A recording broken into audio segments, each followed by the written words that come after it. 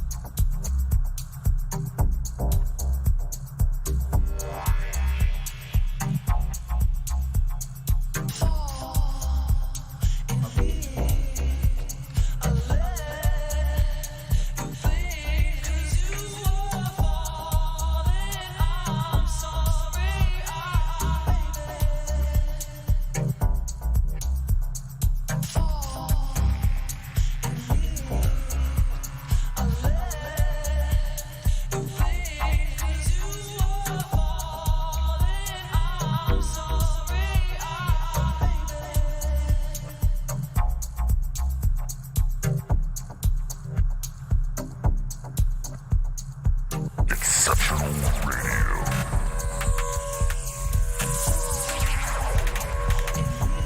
Exceptional Randos Show is produced live in Sunroom Studios' Base Capsule and in partnership with KLST 103.5, RadioCallisti.org. Remember to catch our Exceptional Randos live stream on YouTube every Sunday between 2 and 4 p.m. Eastern Standard Time. And if you have a story, idea, or question that you would like to share, we want to hear from you. Thanks for listening. Well, that was random. Exceptional Radio. Hey, good afternoon. It is the 19th of July. We're almost through July, and get ready for August because it's going to be hot. I don't actually know that, but I've been reading about how we've been having more ozone warnings in the Midwest, and we're getting heat advisories, and it's just, it's all going to get worse because we're not doing anything about climate change.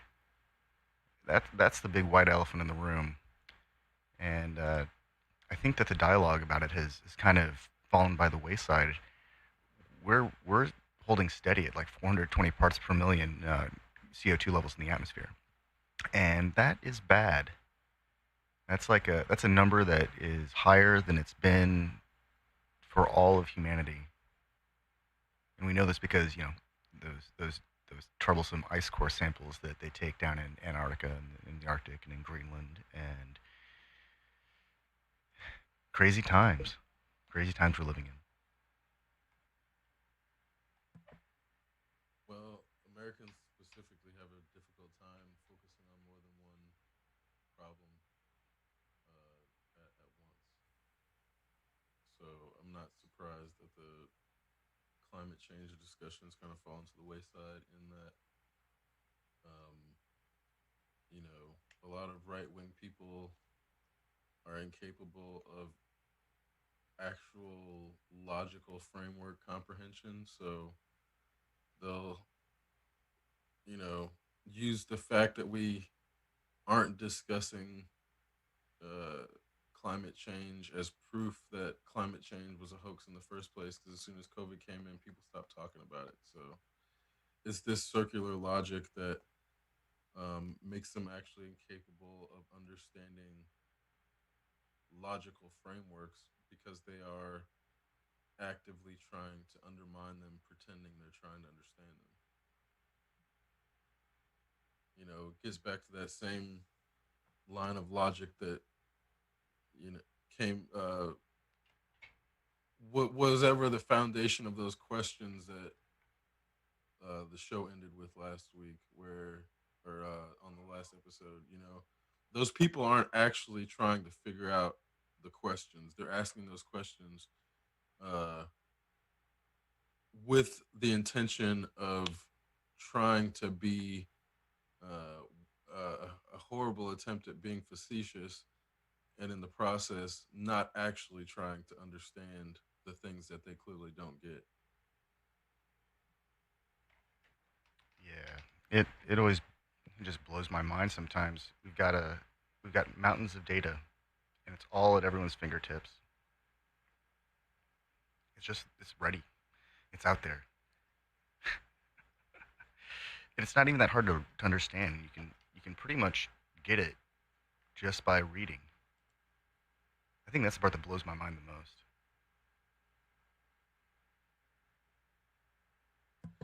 Well, and it's interesting to we're at a point where reading doesn't necessarily that's one element of it, but they have to be able to be open-minded to sources that they're not culling for the sake of reinforcing their narratives, because you can find a ton, any idea a person comes up with, the internet will give you something you can read to support that idea. So then it becomes fact shopping to reinforce one's ideas rather than critical deconstruction with the intent of finding the most objective truth. And this is where that, in 2020, there's just so much information out there and a whole lot of incorrect information that people will point. I saw somebody recently spreading a meme about how the CDC or WHO was recommending people not wear masks unless they were uh, what was it called? Healthcare professionals or on the front lines. Well, that information was from months ago when there was a mask shortage. Like that actually happened, but that information is so dated that if a person is not able to understand why that information is accurate, but the date is relevant more so than the information in it as to why the WHO was recommending only people on the front lines wear masks. At the time, that was a very big issue because there was a major mask shortage in America and the supply chains had broken down. There was no sign of any time when shipping lines were going to open up. And then people were scamming the government, selling them bunk masks. So there was a whole lot of things happening that at the time. Yes, there was a shortage of masks that meant that regular people who weren't doctors, who weren't nurses, who weren't CNAs, didn't need to necessarily get the most professional, high-grade quality masks and could substitute with denim or substitute with something else.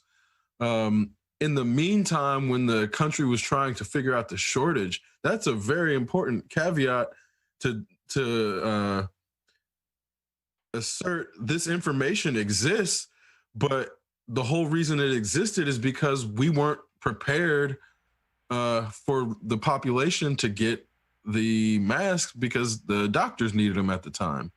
So when people present that information as if the WHO is saying that now, those people are just trying to manipulate people's perceptions into a political or a politically aligned viewpoint that's actually very dangerous right now. So Yeah. Well, WHO has updated their guidelines. They even say now that children are transmitting this Yep. disease. And before we thought, oh, kids, they'll be okay. They have a higher survivability rate. But it turns out that older children and young adults and older adults were all at risk. Young children are at risk. And it gets even nastier. Apparently, there have been a bunch of COVID births. And these kids have neurological issues, like right out the gate. Right out the gate. And we're going to just, reopen the schools because every other country's doing it. So why shouldn't we? And some other bullshit. Yeah. This just shows an example of how,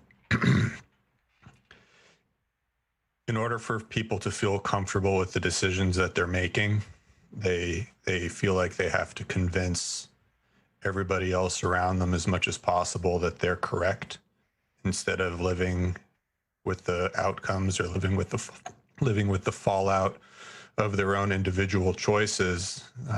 So they'll essentially look for any information that confirms for them their perspectives, regardless of how dated it is. In the terms of the anti-vaxxing movement, the paper that was published that demonstrated a relatively minor, statistically significant result that demonstrated some sort of link between a condition, an adverse condition or adverse reactions, and taking any vaccine in general was actually retracted. Yet people still cite that paper as if it wasn't retracted or as if it wasn't full of data that was debunked. And that's in regards to data that was shown to be erroneous to begin with. What we're talking about now is people using information that was at one time accurate, but with the inclusion of additional data has now become inaccurate in regards to current applications. And people don't pay attention to or don't want to pay attention to the validity of current applications and the foundations of those applications, as well as only allow flexibility for their own arguments as opposed to flexibility for the evolution of common knowledge. Well, and in discussing that flexibility of knowledge or neuroplasticity, that is something that those people do have a problem with because they want facts and the world to be fixed and very rigid, when the universe or the multiverse is not rigid. Even solid objects are in motion on an atomic level, and a molecular scale. So when we're talking about things being fixed or facts, that's just not the way this universe works. And those people don't have enough neuroplasticity to deal with that existence. So that's kind of why they need fixed points, fixed creators, fixed dates that, the earth was created in 7 days, 6,000 years ago. They need these things in order to uh, deal with the chaos that is this existence. Well, and also in terms of thinking about the biblical teachings about the length of time it took for the world or the universe to be created. If you're really giving enough credit, I say credit loosely, but to a divine being that has the capacity to create a universe, if you think that time works the same way for such a being as it works for you, and you simply say, okay, well, there are 24 hours in a day as I can perceive it, and it took this being exactly 24 hours, which wasn't even originally the calendar or the measurement of time that we were using to ascribe the movement of time to our reality up until chronologically relatively recently. What does 7 days even mean? What does the first day even mean? I mean, if you're creating water and you're creating the sky, what does that actually mean? And if you're not willing to go a bit deeper beyond the concrete imagery that was translated from its original language, which in and of itself was more flexible and even more esoteric, and was turned into English, which is a highly contextual, less abstract and hybrid language of multiple different sources and methods of conveying ideas, then you're going to have a lot lost in translation. And if you rely upon those methods to describe your reality, then eventually you're just going to be very fixed in your approach to everything else. Well, Adam lived for 930 years, and Methuselah lived for 969 years. Noah apparently lived for 950 years. I think that there's it's like people who don't know how long, can't just eyeball a foot or 6 inches for that matter, and they overestimate or they just get it wrong. Numbers are really abstract to begin with unless we're looking at physical objects, and we talk about the amount of time it takes for anything to happen. Once you start adding those orders of magnitude to a number, it gets really difficult to actually perceive. Most people can barely recognize 100 years, 1 century, but the amount of time within a millennium, like 10 centuries, that's a lot, and that's still a drop in the bucket compared to the galactic time scale. Even the geological time scale, it's still a drop in the bucket compared to that. When we have events, taking place over the course of tens of thousands, hundreds of thousands of years, 1,000,000 years is pretty incomprehensible in terms of how long that actually is. Well, and even then, that 1,000,000 years is relative to our 24-hour time Exactly. or day time scale. Exactly. So that is one of those things where when you're talking about people who don't understand where the day is defined from, or from where the day is defined, when the stars weren't created until the fourth day. You can't have a 24-hour day until the fourth day because the 24-hour day is based on Sol or our sun. And that's like one of those elements where if you don't understand where the 24-hour day comes from, then you couldn't possibly understand that the biblical story about creation could not have possibly been based on the 24-hour day, because the actual sun on which we base our 24-hour day did not yet exist, even by the biblical story, until the fourth day. So it's those elements where when you start to like deconstruct the story, it's obviously not meant to be literal, and it's obviously not meant to be based on the 24-hour day, because it's just not possible to base something on a 24-hour day when that concept was not yet in existence. Good grief. What is the biblical, the Genesis day? Is it like 1 trillion years then? It doesn't describe it. That's the point. It's not no one extrapolates how long a day in God years is, or it's a day in God time in the Christian biblical versions, and that's why, again, it may be different in the Torah iteration.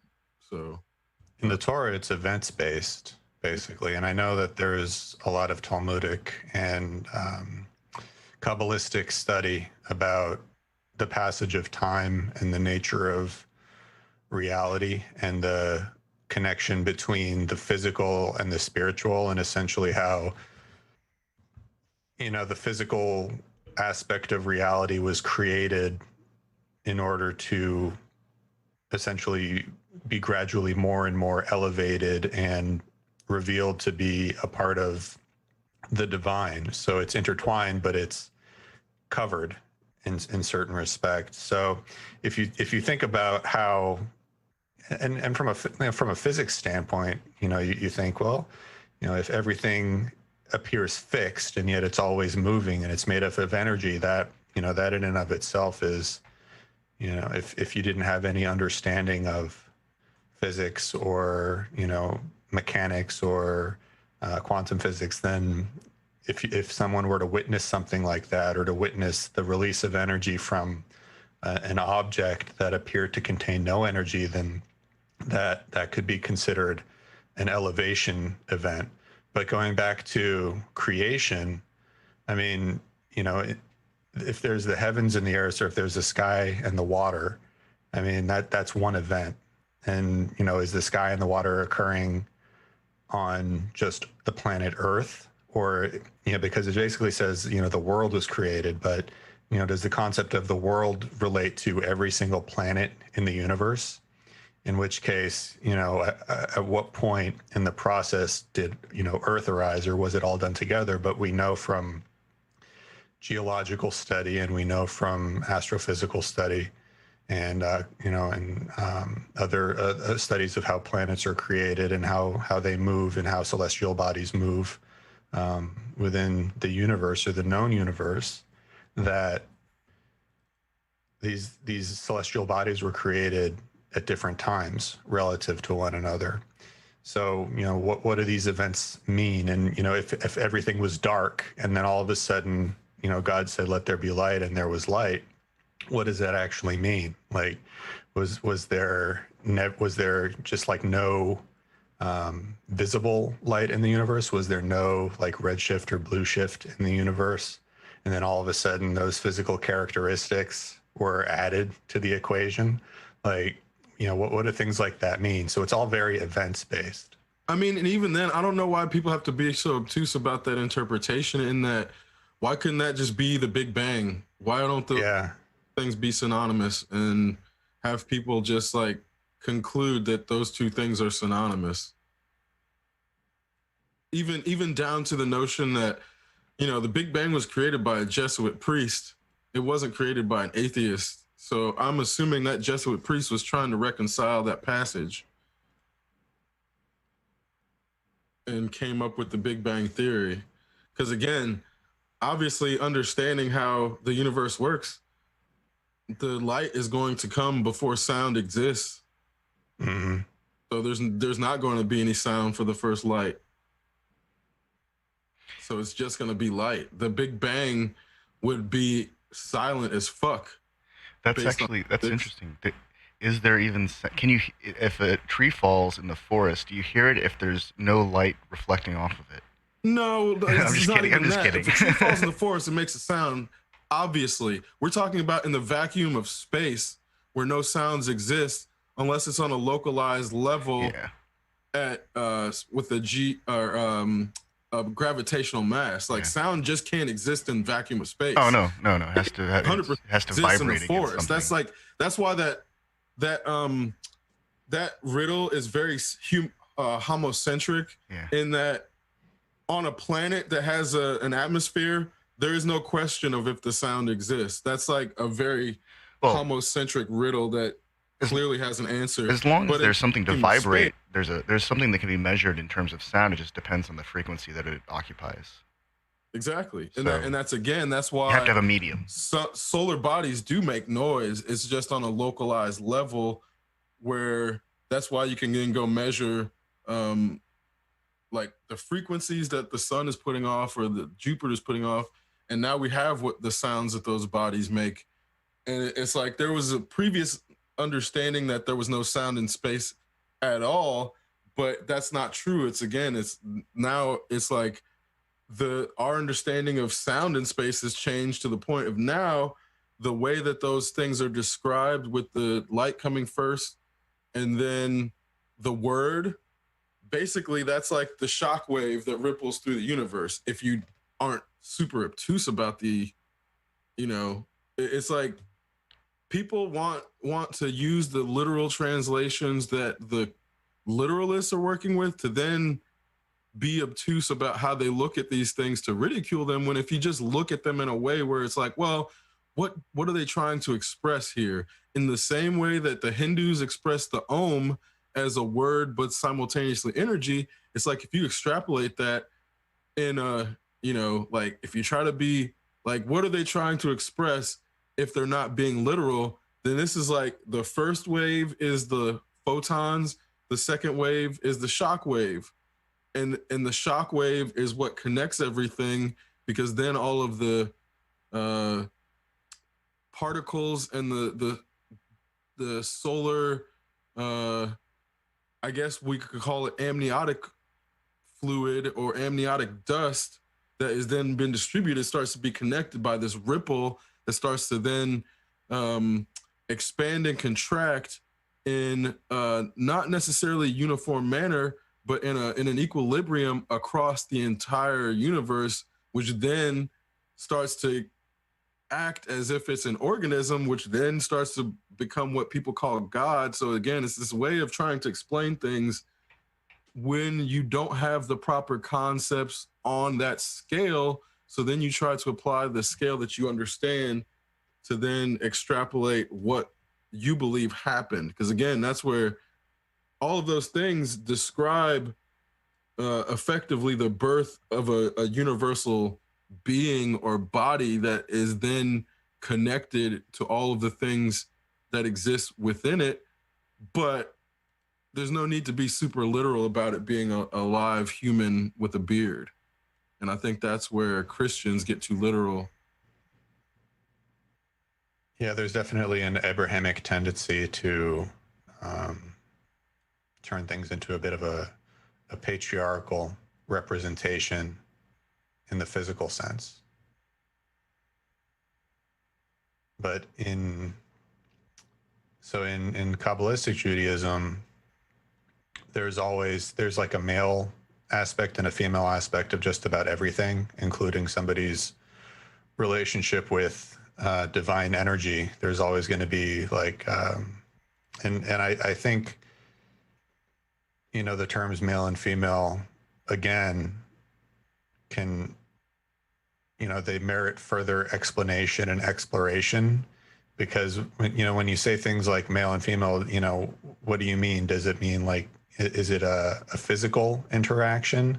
Is it an exchange type of interaction? In which case, why would you call something male and why would you call something female? Like, what is what is the meaning behind the differentiation ultimately, and why have we relied upon that differentiation so much in order to characterize or conceptualize the human relationship with the divine? Because like you said, you typically see the representation of God as just like some guy with a beard, or and then you also think of other cultures where you have deities that have male and female physical characteristics in the way that they're represented. Some of the Hindu deities like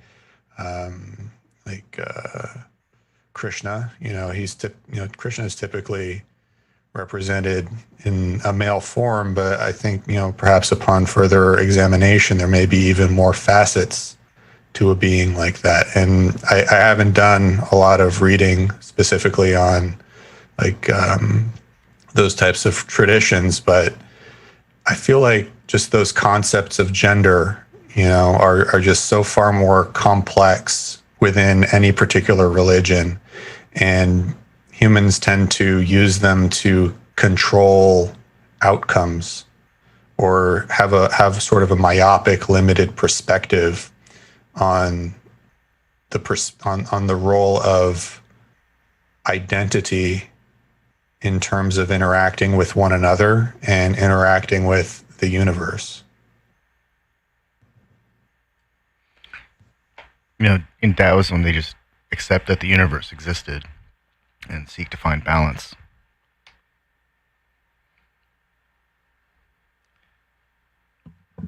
Yeah, I think there's this element of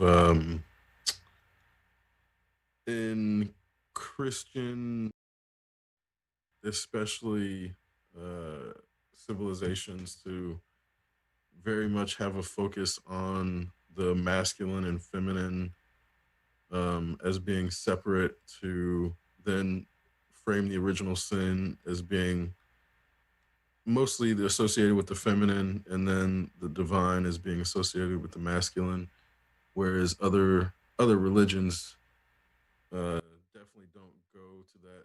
Well, not all of them.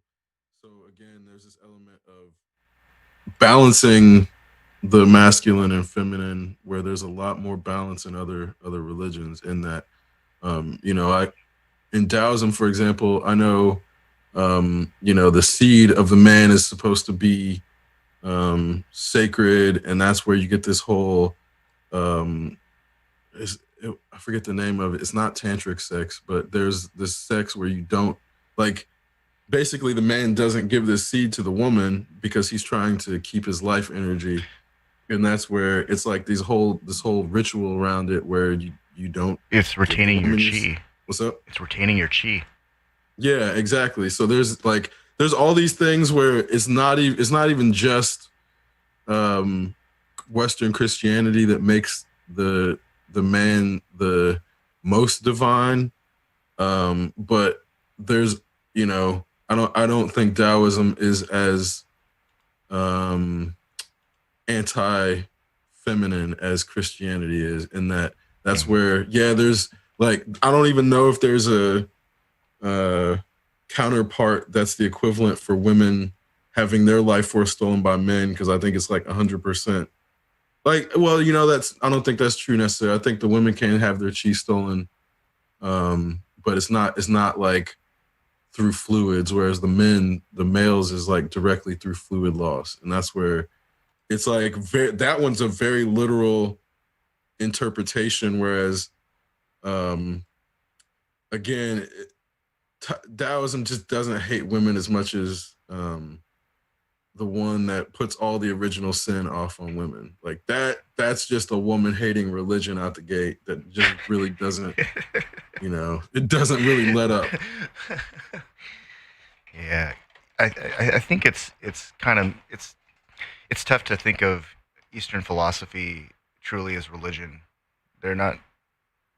Some people can treat it like religion. Right. Some people definitely treat Buddhism and Taoism and Confucianism and Shintoism and the list as religions, but in a lot of ways, that kind of spirituality and philosophical direction is more about finding oneself in the bigger picture, and as opposed to surrendering oneself to,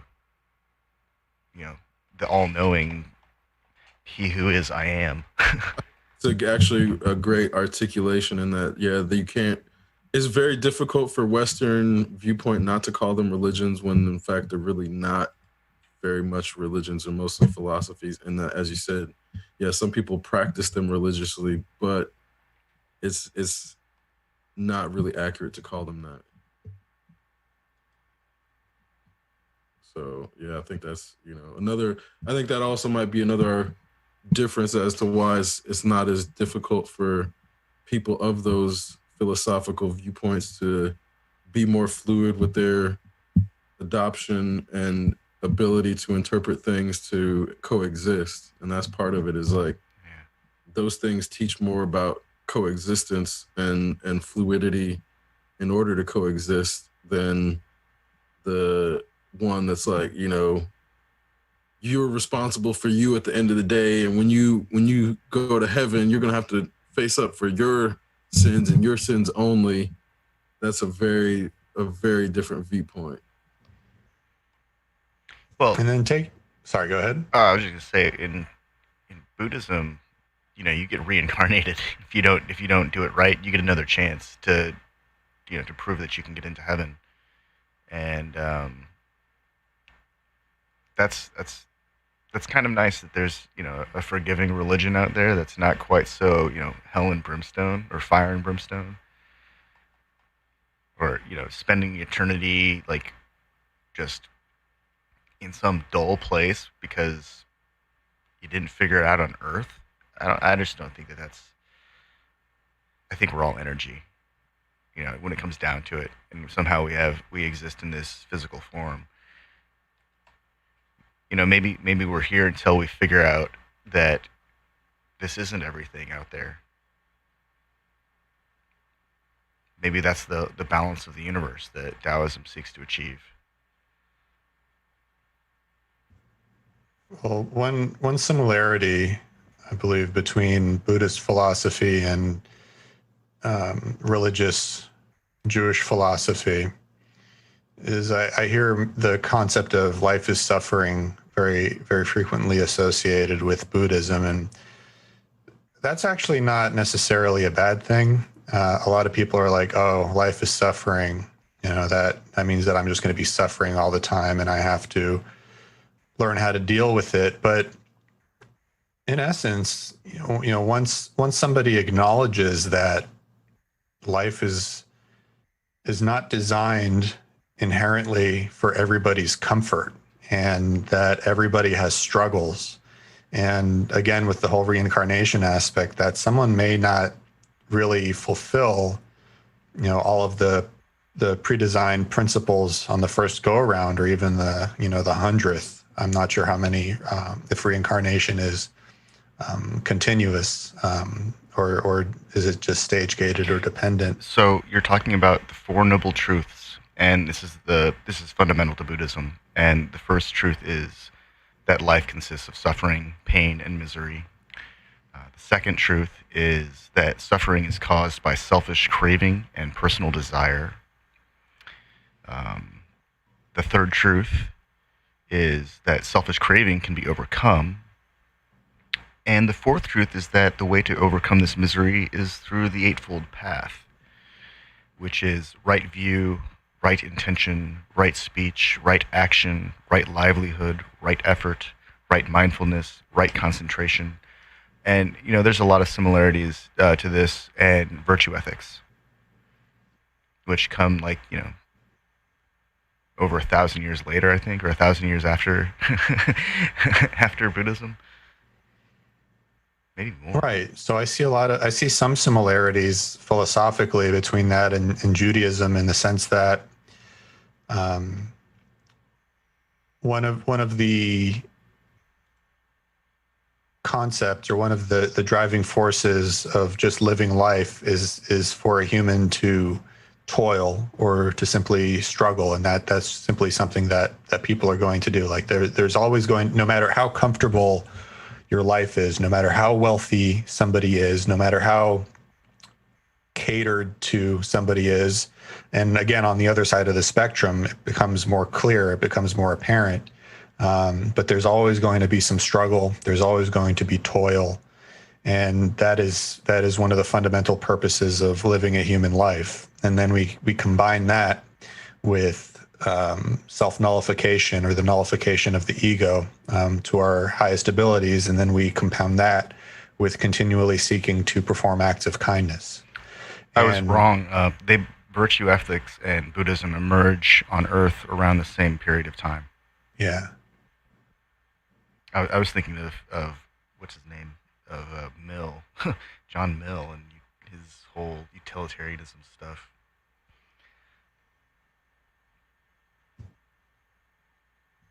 What'd you just say? Or you faded out? Oh, I was just, I confused virtue ethics with John Stuart Mill, who came about in like the 1800s.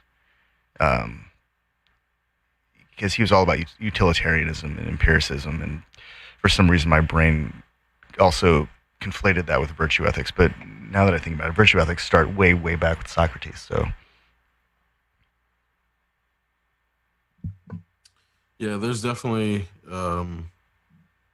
ethics early in the West, but it's among scholars and philosophers and not ubiquitous in the culture. So I think that might be why you're confusing it. It's like, yeah, they were discussing it, but they didn't actually start applying it until the 1800s. yeah, no, that's what I mean. That's not like an inaccurate interpretation on your part, I don't think. No, I mean that's really, like, I just wanted to clarify that virtue ethics, the seeds of it definitely were planted in 400 BC. Yeah. But it really wasn't until the 1800s that we start to see it emerge as a really...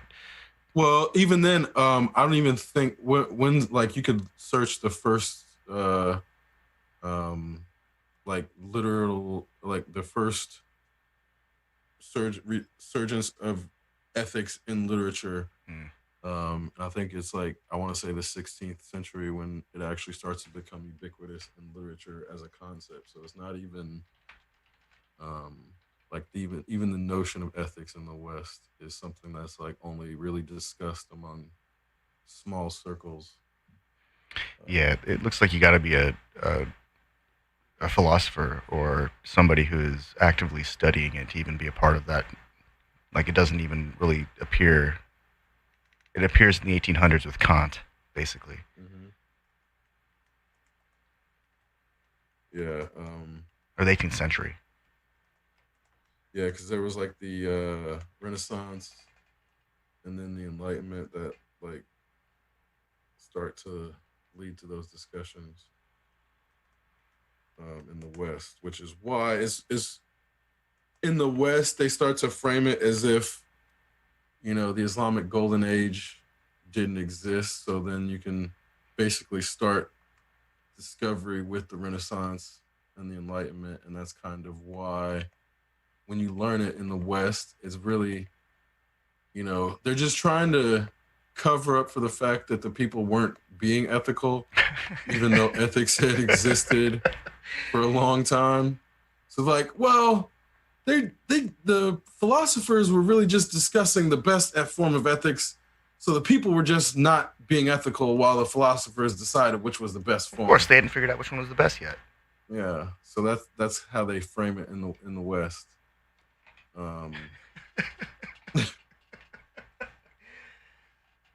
Because otherwise it's really difficult to understand how people have been so unethical for so long, as to why the story of the Good Samaritan is still needed in 2020.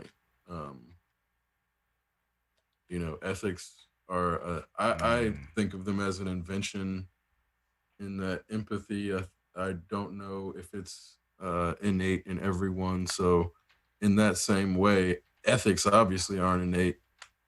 I don't think ethics are natural except for societies. So then when you have societal ethics that need defining and agreeing upon to be implemented, that's when you start to see ethics as being a tool that help people coexist rather than something that people are innately born with, and as to why somebody being unethical is just proof that they're bad humans. Like unethical behavior is not a sign of a person being a bad human necessarily. It's an implication that they never learned ethics, and if they had learned ethics and they're still behaving unethically, then that would be the sign of an unethical person. I would think. Yeah, it really wasn't until the 18th century with Hume and Adam Smith that really kind of pushed empathy. Are ethics really taught in the United States public school system? Oh God, no! In public schools? No, like exactly. Like I'm trying to think of, because I went through I spent most of my educational experience leading up to undergrad, and even through undergrad was a state school. But well, they don't even teach ethics in private schools. Like realistically, like that's not something you start learning about until college in America. Yeah, you gotta take a collegiate level course to really get ethics. Like you can take psychology courses in high school for sure. There may be some like obviously there's going to be exceptions to the rule, but in general, ethics aren't really something that they start teaching in America until college level. Because I'm assuming they don't think high schoolers have the influence or capital to need ethical decision-making skills as to why I would think that that's the case. Because again, in the West, everything ethics related is about capital and in that. So, right, I feel like even if we were to include ethics in the public school educations leading from elementary school to middle school to high school as a function of the capitalistic system, there would be an inclination or a focus within that educational structure to actually make people feel good about exploiting other people, or like try to essentially expose people to the capacity to perform mental gymnastics that justifies the exploitative structure. I think that's an assumption, but in every single ethics class I've been in, that's not the case.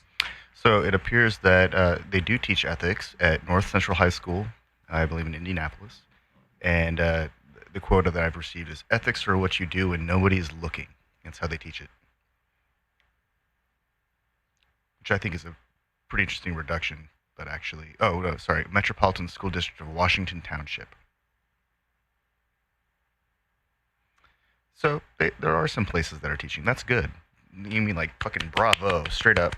I mean, don't clap for North Central or Washington Township, because this is one of the townships that shut down a bunch of schools to then have, I think it's like 4,000 or 5,000 kids going to North Central. They have an ethics class, but how many people can actually take it because they're overcrowding these schools? So they definitely, like, I know that school district, they definitely don't deserve any applause for having one or two ethics classes because they're unethical as fuck. Those same school districts have had police monitoring their kids like fucking prisons for over 2 decades. Like they have armed police walking their hallways. If you don't have like a hall pass when you're walking around North Central, there's a strong chance you might get accosted by an armed police officer and potentially taken into juvenile detention. That is a fucking prison. So them teaching the ethics classes in a prison is a fucking joke. Because that's what I'm saying. Like, if I didn't know that school district firsthand, how they treat their kids, it would sound great on paper. Yeah. But that's exactly how they get you. They get you on paper, man. It's like fucking North Central is some bullshit, and Washington, the entire Washington Township district is bullshit. They have some nice facilities, except they're fucking overcrowded with like 5,000 students in one school.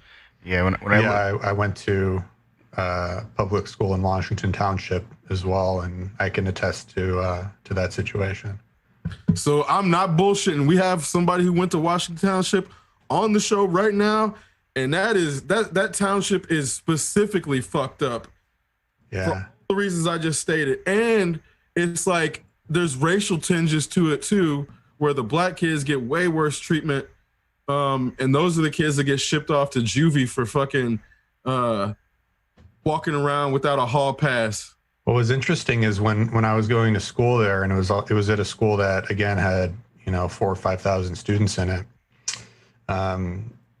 I noticed that there appeared to be specific hallways that, while transitioning between classes or class periods or going to lunch, the student populations appeared to be somewhat segregated, actually.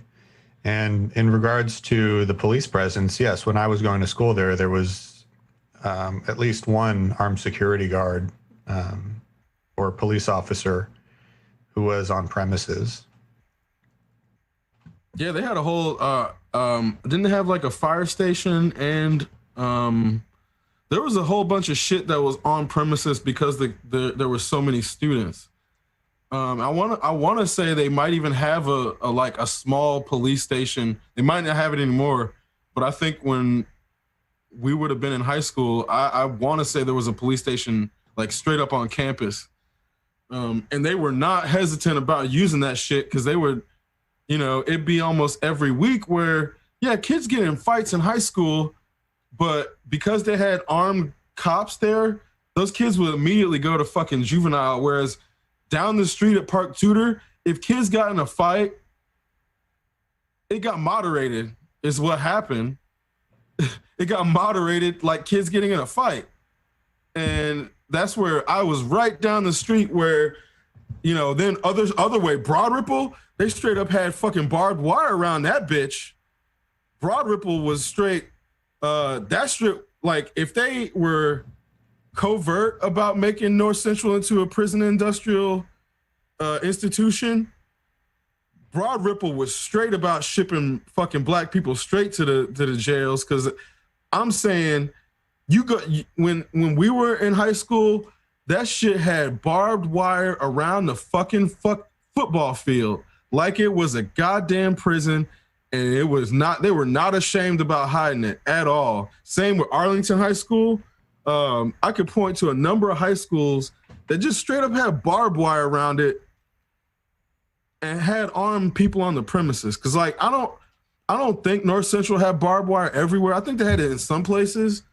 But almost all of Broad Ripple High School's perimeter was barbed wired.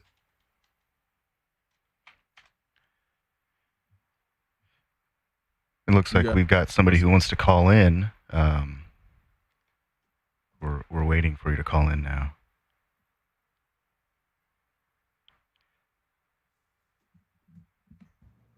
Come on, Darla. I know you see it.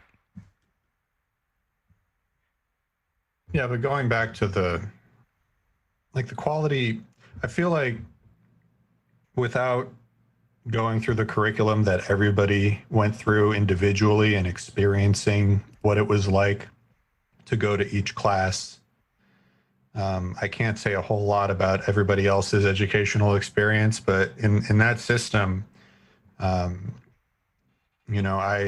had the opportunity to take the courses that were at that time offered that were at the highest level possible. And I was given that opportunity, and I was allowed that opportunity and afforded that opportunity.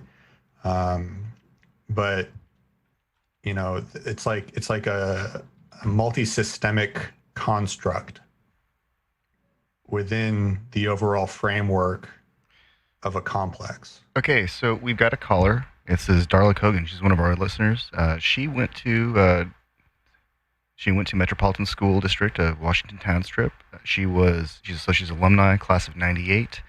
Let's see what else. apparently they burnt the gym twice. So tell us about this stuff, Darla, because you were there.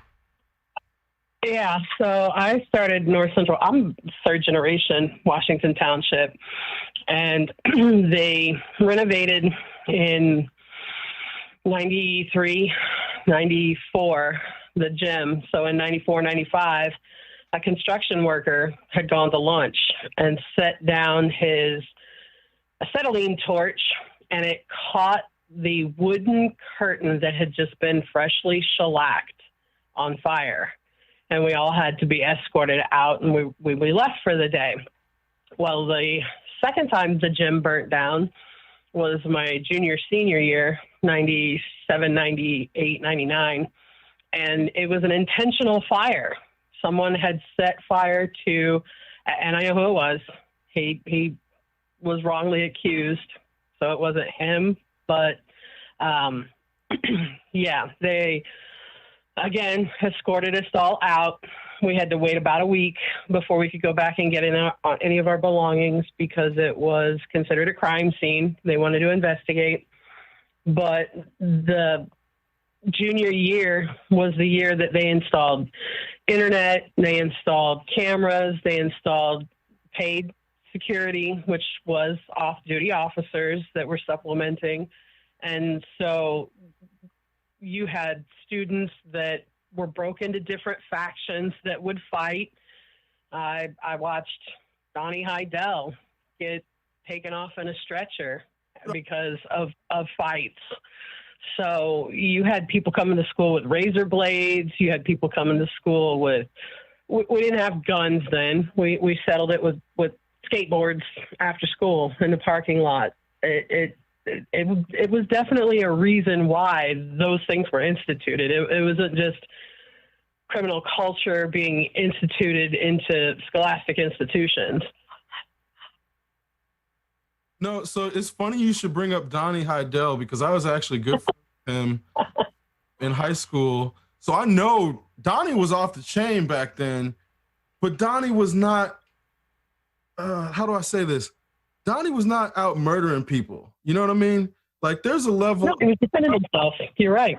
And what I mean by that is like Donnie, if you like fuck Donnie over, he would punch you in the face. He's this little ass dude who would not be scared to punch you in the face, but Donnie wouldn't pull a gun on you. I know Donnie had multiple guns pulled on him because I was hanging out with him one time and fucking down in Broad Ripple, walked away 20 minutes, fucking pulled a gun trying to rob him.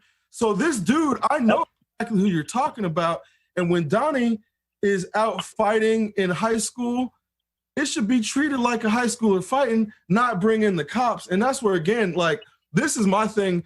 If Donnie had been at Park Tudor right down the street, if Donnie had been a Park Tudor student and gotten in a fight, he would have been taken out in a stretcher. They would have covered that shit up and nobody would have heard a goddamn thing about it. But at North Central, it's a very strong likelihood that he could have gone to juvie but Donnie was like smart enough to get out of stuff.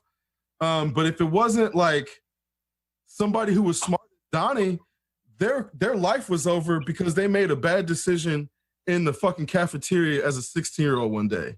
And that's where North Central was all about supplying that pipeline. And they would decide like, oh, people like Donnie Heidel, I don't think we're going to send him through that pipeline. There's something about Donnie. We're not going to send him through that pipeline. Even though he causes trouble, something about Donnie, we're just not going to do it.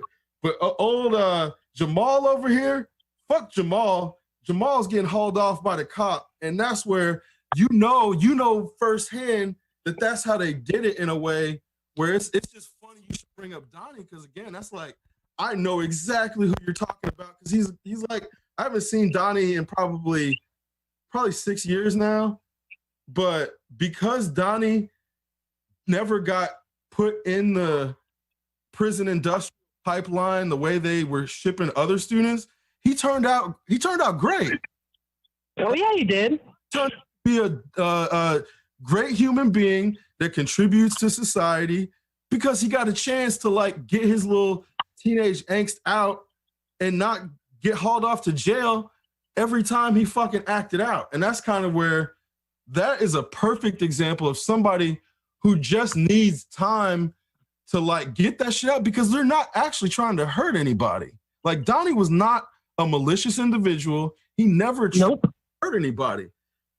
But you have to remember, we came up because obviously, if you remember Donnie Heidel, we're probably around the same class. I was class of '98, and if you remember, our superintendent was Dr. White.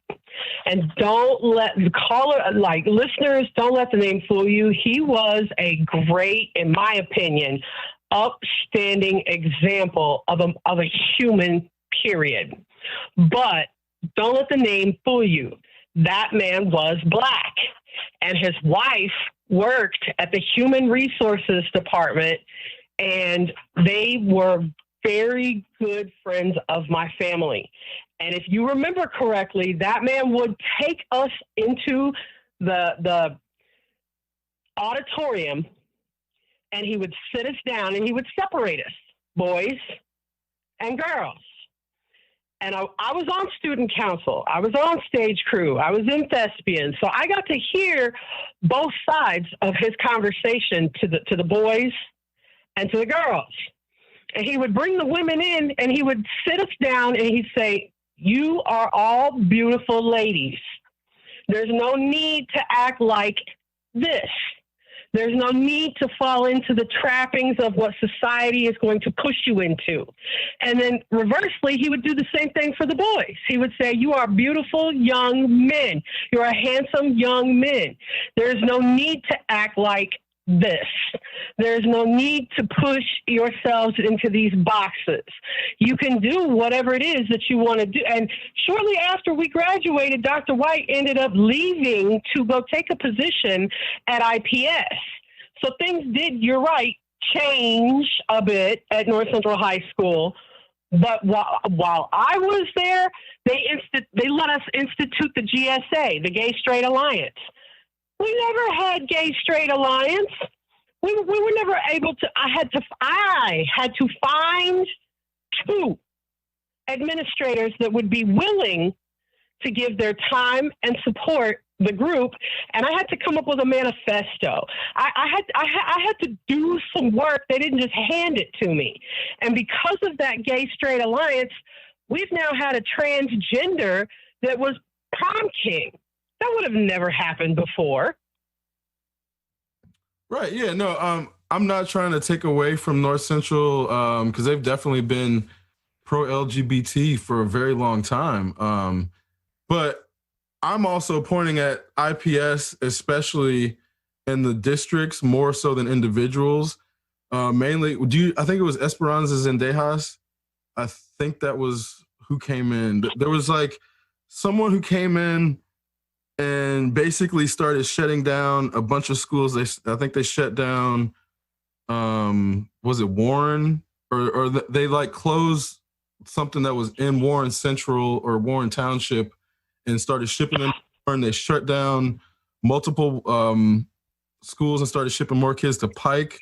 They started shipping more kids to North Central. I think Ben Davis, and then Arlington. So then there was like, this was right after all the gang violence had started to die down. They started taking all these kids and shoving them together in larger schools and having less individual attention paid to the students. And it was treating them more like, what was it, the magnet program? They started, basically saying, yeah, we're shipping you either to sports or into working on cars if you're a dude. And all these shifts happened as to where they started treating the kids like the only way out of these institutions, if they were black, was either through sports or through menial labor. Vocational. But vocational. Yeah, I took automotives at J. Everett Light. I had half a day that as a senior, we had to fill the rest of our quote core curriculum, and I wanted to take home ec because I figured it'd be an easy A. And my mom was like, no, you're a girl. Take something you don't know about, like cars. That way when Bobby tells you your vehicle needs a Fuji watt, you can tell Bobby how to get there and where to go, because that year, make, and model needs a thingamabob, not a Fuji watt. And for decades, my friends have paid me to do things like change oil on their car. Right. Well, and okay, so let me rephrase that, because that's not inherently a bad program, but it's classist, because right down the street, when they had on tools, we were building sets for theater production. So when I was doing working stuff, it was building sets for theater, and that's like they were trying to create hierarchies and elite classes, and not have the kids understand that's what they were doing, because when you're saying they never did that. They never did that. North Central always touted itself. This is a microcosm of society. This is what life is going to be like. Learn to deal with it now. Well, society's trying to hide it in that. What I'm saying is they got Park Tudor right down the street with those the basically pearly gates, we might as well call them, compared to the barbed wire fences at Broad Ripple and the armed security fences in North Central. It's like these hierarchies exist in our cities, and we just let them go on for decades. And that's what I'm saying. It's like hidden in plain sight, but you're right. They're not really even hiding it.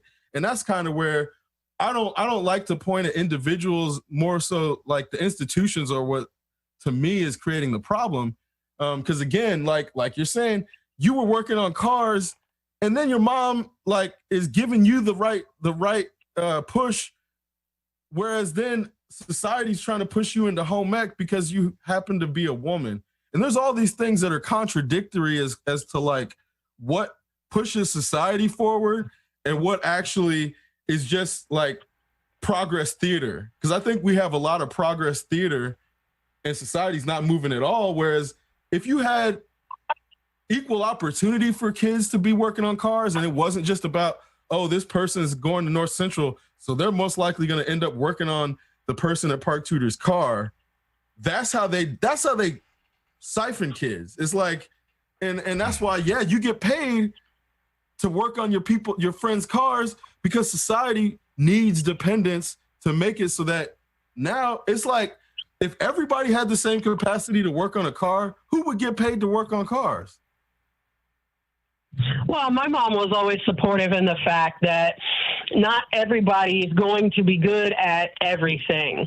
While I grew up wanting to be an astronaut, reality set in. I'm fat, flat-foot, and blind. I hate math. I'm not going to be an astronaut. Let's be real. So my mom would let me try one thing each year. If I didn't like it, the agreement was I had to stick it out. And so that's what led me to be a jack of all trades and a master of none. Well, and I get frustrated when people like call themselves jacks of all trades and masters. Surely you've mastered some of those things. It's almost impossible, because then the American mindset is like, you can only be a master at one thing. Well, I have 2 master's degrees, so right there, I'm clearly a master at more than one thing.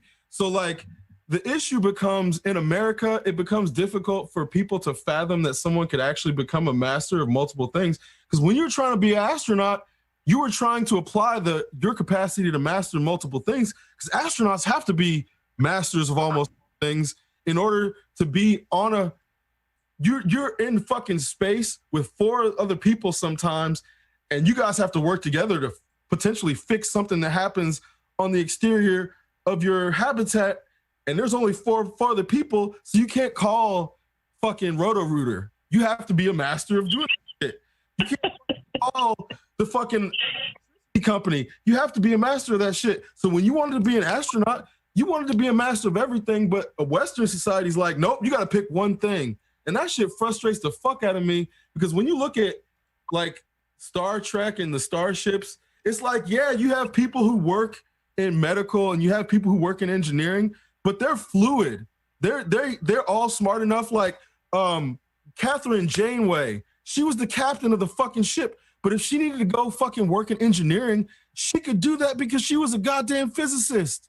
So there's this element of like, obviously she's a fictional character, but we can't be setting our goals on like low people who exist as like what we're trying to achieve. And that's where I think when we have this concept of like, yes, you can't be a master of multiple things, I say bullshit. I say people can master multiple things. And even in that, there are going to be some people who are not born with the same skill sets, and they're going to have to work 10 times harder to master things naturally to other people, but they'll still be able to master multiple things, even though society says that's not possible right now. But and to play devil's advocate, some people would say the only thing, and I'm not knocking, let me preface, I'm not knocking the hard work that you have put into those master's degrees. I myself am a criminal justice major on hold due to finances. But some would argue the only thing that you mastered was the ability to regurgitate the knowledge that was thrown at you. How would you come back at that? I would say those people don't know what programs I went through, because the programs I went through required building in teams. So we weren't just like regurgitating information. We were building games. We were making web series, like actually award-winning web series. We were doing production. So when people are like, you only regurgitate, those people, I think a lot of times are talking about undergrad because they never actually go through a lot of grad programs. Because in criminal justice, obviously, you probably actually ended up with some sort of case study that you worked on as a master's student that you weren't able to do as an undergrad.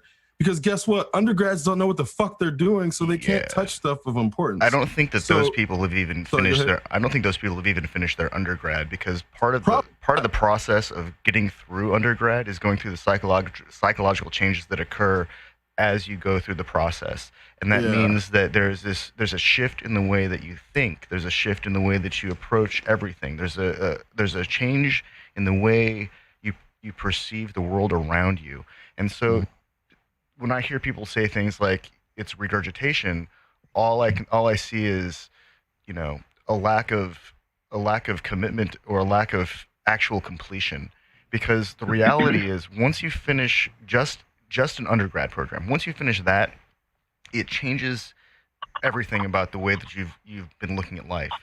Now, that's not everyone, actually. There are some people that go through undergrad who already have the intellectual capacity to complete graduate studies, but they just haven't gotten enough paperwork to allow them to get to those levels of study. But those are outliers. Those aren't normal people. That's not the standard for education. And so for people who have completed high school and maybe have completed a few years of college, they might see those first 100 and 200 level courses, maybe even a few 300 level courses, where it seems like there's a lot of recitation. But once you actually have to start writing and start backing your arguments with research, it becomes a completely different game. And I don't think that people can really, once they've gone through that, you can't think that. You can't, once you go through the process, you can't think that it's just recitation. Right.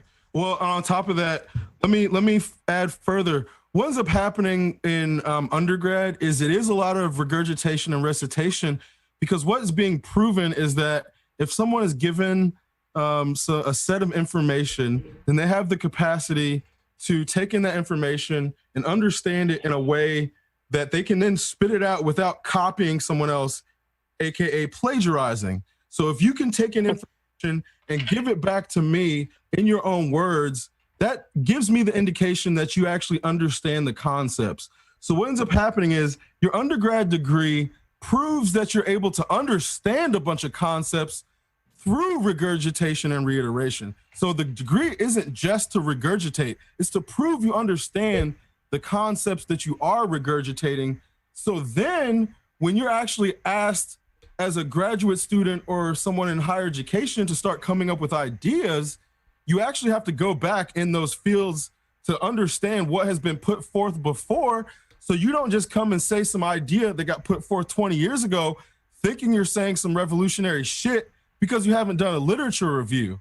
So what ends up happening is the further you get in your career, as Tim was talking about, when you present an idea, you have to prove that idea by calling upon previous either academic works or the fact that there is no academic, you have to prove that there's no academic work on the specific thing that you're talking about to then be the precursor as to why you're probably going to start studying that thing.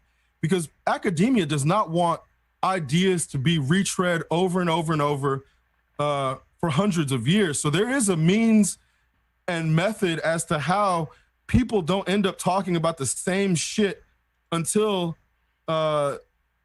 they actually get to a point. So if academics don't agree on something, they may talk about it for 40 years, like Einstein's theory of relativity. That shit went on for like 90 years or some shit. It took 2,000 and there's no years actual for virtue consensus among ethics. academics because it took them 90 years to get the actual tools necessary to be able to measure what they're talking about, to get to the point to say, well, now we can say Einstein's theory of relativity results in the theory of special relativity because now our tools can prove this thing we've been debating for the last 90 years, which we couldn't actually measure. Yeah. So there is this element of when you're a student versus someone who has a degree, depending on the degree, yes, you're sometimes regurgitating information, but that's almost all in undergrad. And the only time you really regurgitate information as a graduate student or or someone with higher education is in literature reviews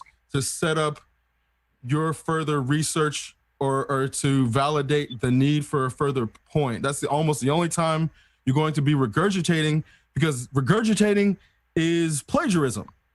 You know, as we were talking about earlier, virtue ethics kind of begin with Socrates in like 400 BC, but it's not really until Mill and Bentham in the 1800s that we really get it. It takes over 2,000 years. I was going to loop back to that too. I was wondering how you can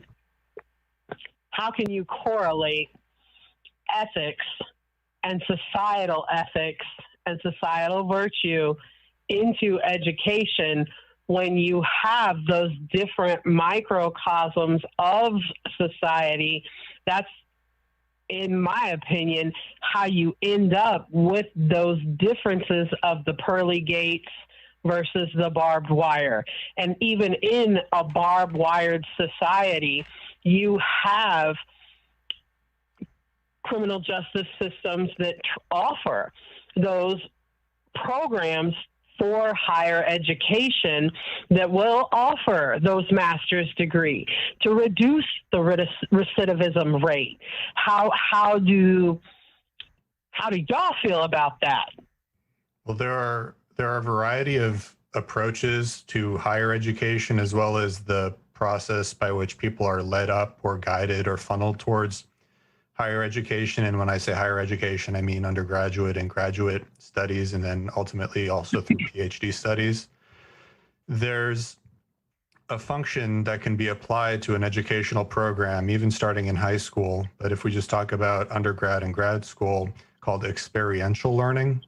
And, you know, it basically takes somebody to another dimension of application of the information that they're receiving, so that they have to apply it in real-time situations that have ethically dependent deliverables as well as financially dependent deliverables. You know, this could be, as an undergrad, somebody assisting in a research project that aligns with their major by joining a research laboratory and conducting an honors thesis.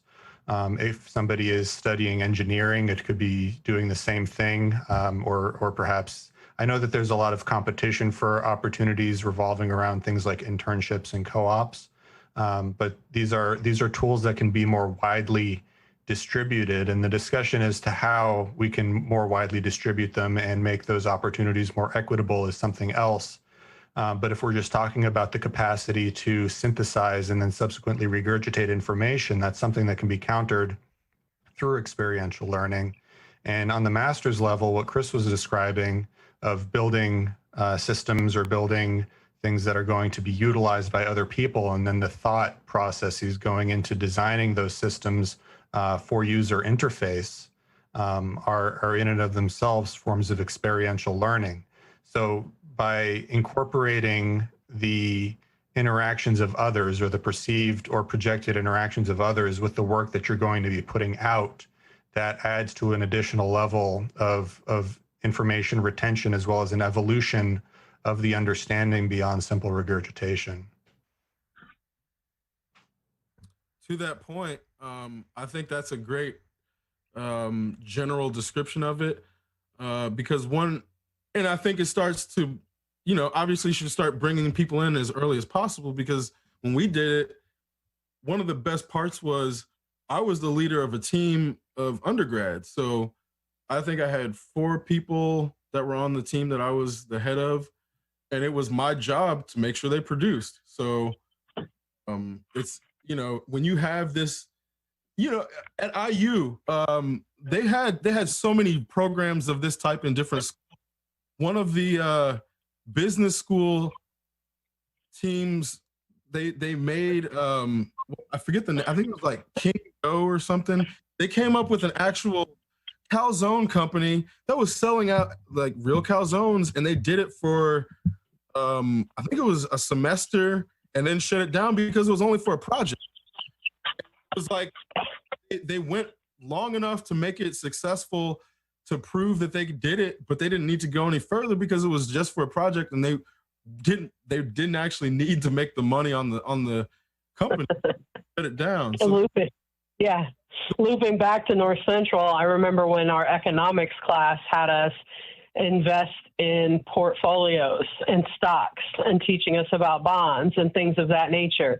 And I will never forget, Nick Pakachik picked a little tiny one-off company and actually invested in that little tiny one-off company, and went on to make bank. Arizona Tea Company. Holy shit. Yeah. No, that's that's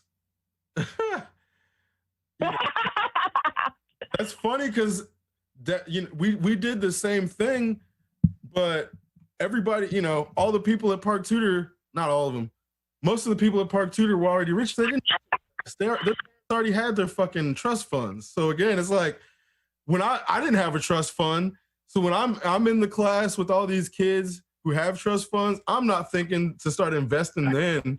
That's not even where my mind is at. So that's great. North Central had that same element, but then it's going to produce something different because the kids are in just completely different mindset. I mean, do we forget that Kenneth Babyface came from North Central? Oh, not at all. No. David Wolf, the astronaut, Mark Summers, all products of North Central. So I was David Wolf's, one of his relatives went to school. I went to school with him. So that's where all of the things that, there's all these little elements of Indianapolis, and Indianapolis has a lot of great elements that are kind of hidden, because the rest of the country doesn't necessarily give a shit about Indianapolis. But Indianapolis has a lot of great things. So I'm not trying to make this like shit on Indy. It's just a matter of, you were at North Central when it was good, and when it started transitioning to bad. So it's a matter of, like, when I see these things start to break down, and then other parts of the city start to build up, it's hard not to call it out, because Indianapolis has a lot of it has come up in really awesome ways, but there's other elements of it where, the whole reason kids are still protesting is because, the black kids at North Central are probably policed more than the white kids at North Central, even to this day. And that's some shit that society just is not. I think when we talk about these things, it's society has a conscience, and we are this conscience talking to itself to say, hey, we need to do something about this. Otherwise, this is the same thing when people have self-reflection moments. If you don't know that you're doing something wrong and point it out, you can't change the behavior. Otherwise, if we point at this behavior and don't change it, then in 30 years, there's going to be another Black Lives Matter protest. There's going to be more kids out protesting, rioting, shit. Because the problem is, this happened 30 years ago and that's like what fucking Spike Lee was making movies about, School Days and what's that one with Ice Cube? I can't think of the name of it. That's what they were making movies about then, because these same fucking problems society didn't solve. So now it's just 30 years later, they've become bad enough that we have to pull up the mirror again and say, hey, what are we going to do?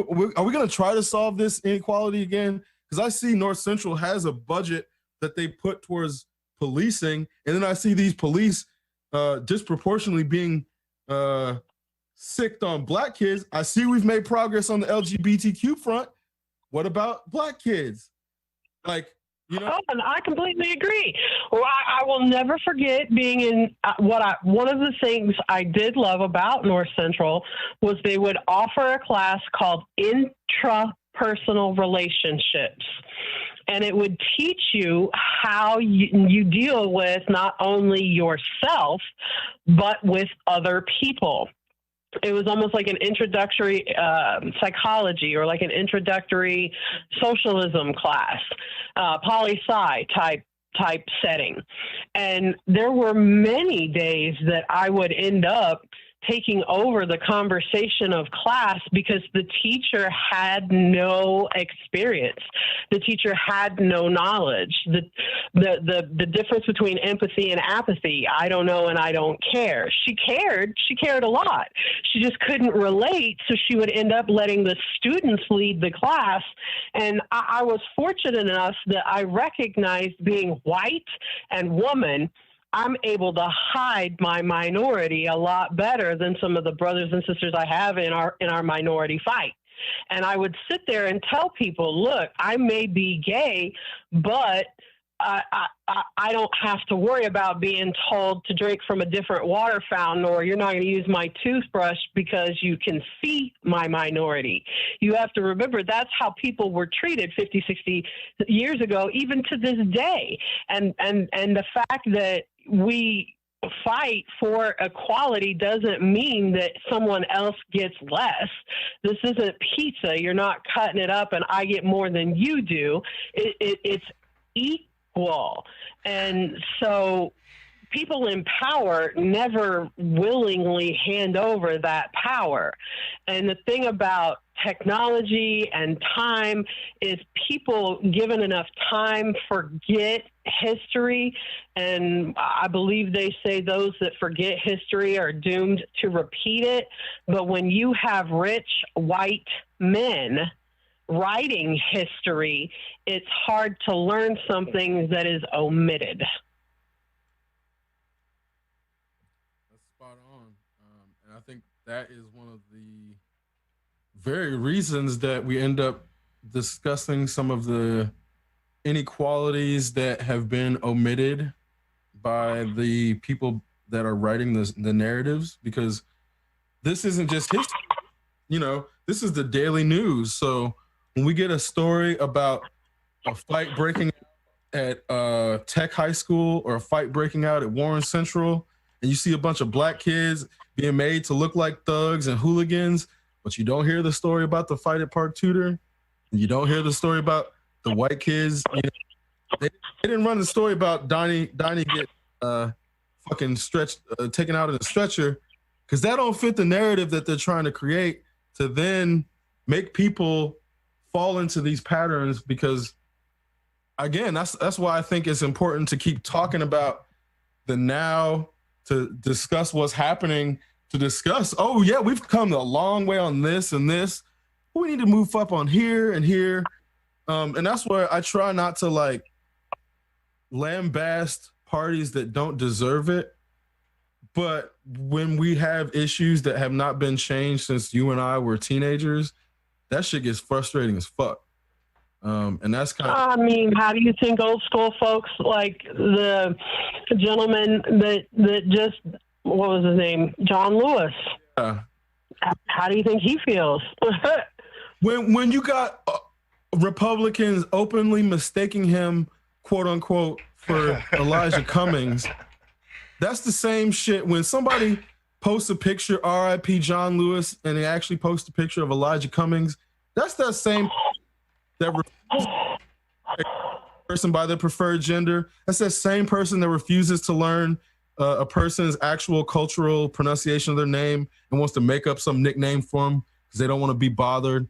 So we have these people who we have to coexist with, who don't want to give people the actual respect and they want to give pseudo respect and act like we need to be nice to them back because we're liberals. And that's the problem, is like liberals have to stop being nice to douchebags. If we're dealing with douchebag Republican racists, we can't be nice to them. And I think that's like, there's this issue of like liberals have to play kumbaya all the time.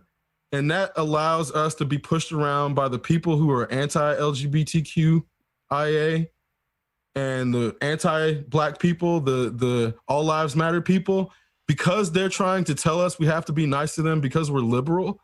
Then they step all over us and keep doing this shit for decades and decades. So that's where I'm like, my only thing is I'm not a violent person. I'm not trying to say destroy property.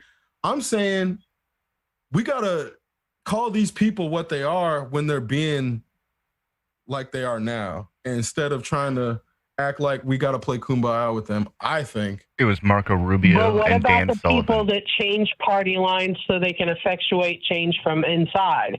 That's the whole purpose of why I took criminal justice systems. You can't be a criminal and fight the system as a criminal. You have to be the one creating legislation. You have to be the one proposing the change. And I'll never forget the reason I was a little nervous in the beginning as an undergrad doing prereqs, taking the introductory to the 101 to criminal justice. You have to state why you came here. You have to do a job shadow, and semester 2, teacher points, the professor's like, take a good look at this person here, points at me sitting in the middle of the back, just minding my own biz. This is the face that you have to remember. That's who's going to police you as police. Mm-hmm. Really? that's how we identify? Oh, okay. I thought we were all on one team here, folks. I mean, and again, I think what you're alluding to is this element of America is a boat. We're all in the same boat, but everyone thinks of themselves as boats and America as an ocean. That's not the case. So, and even in that, what ends up happening is when we have a government and we have individual officials, those individuals come in to a boat trying to shift the direction and momentum of an entire boat. Sometimes those people are presidents and those would effectively be the captain. But unless you have the people in the engine room feeding the engine, that boat's going to come to a halt like our country has now. So there's all these elements of how we are not perceiving our country as a boat instead of seeing it as an ocean and ourselves as boats in this ocean of possibility that I think becomes an impediment to moving the boat forward.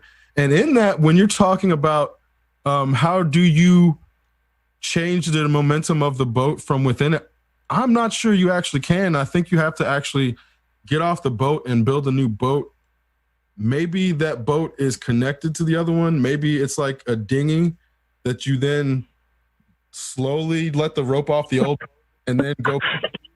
But that's where I'm saying I don't know if it's actually possible for people to change the trajectory of a boat that's been sailing in the direction the slave masters put it in, however many hundreds of years ago. Like, this boat has been sailing in the direction a few slave owning white men put it in the direction of, and we as minorities, women and gay people and transgender people have been trying to shift the trajectory of a boat built by slave masters. When I'm saying, I don't know if that's possible. Can you change the trajectory of a boat built by slaves, directed by slaves? I think that's the time we need a new boat. You basically just described the Titanic. Exactly. We're all on the Titanic that was like built from materials off of stolen Native American land. So this ship was doomed when it set sail. So that's why I'm saying we keep getting fed the narrative that we need to save this ship when the only way to actually save the people on the Titanic is to get them off the fucking ship onto a rescue ship. That's not to say I'm thinking like, you know, we always talk about 1776, right? But the Constitution in the country that we're dealing with or that we exist in didn't start until 1789. So America can reset and still be America because they've already done it multiple times. Well, and KRS-One says that if you say overseer enough times and you mash it together, overseer, officer.